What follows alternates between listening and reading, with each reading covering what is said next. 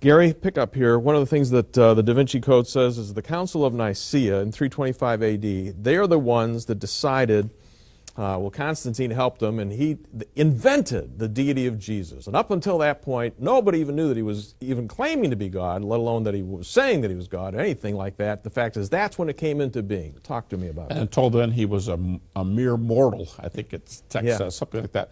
Well, on an earlier program, we discussed the planting or placing of the teaching of the deity of Christ inside the Jesus tradition, Son of Man, Son of God.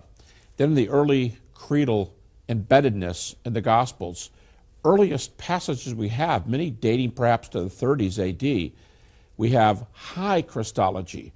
He's the Lord, as in the Lord in the Old Testament, Romans 10, in the morphe of God. But every knee will bow. But that's only for Yahweh. You have this in the early creedal passages. Then you have it in the very earliest books. Even James, that Tabor likes as the book and this other tradition. There's a high Christology in James, 1121, key places. It would surely seem that those words mean what they mean elsewhere, and that we have a high Christology throughout the New Testament.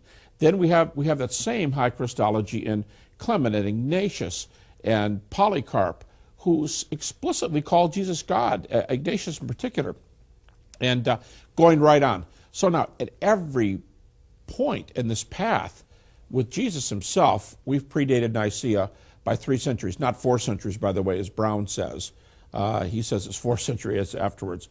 But we've beaten him to the punch by 300 years. So if you want to say he's a mere mortal, and he's never been proclaimed that, I mean, it's the same thing over and over again. It runs roughshod over the data. It's a novel, so you can say whatever you want.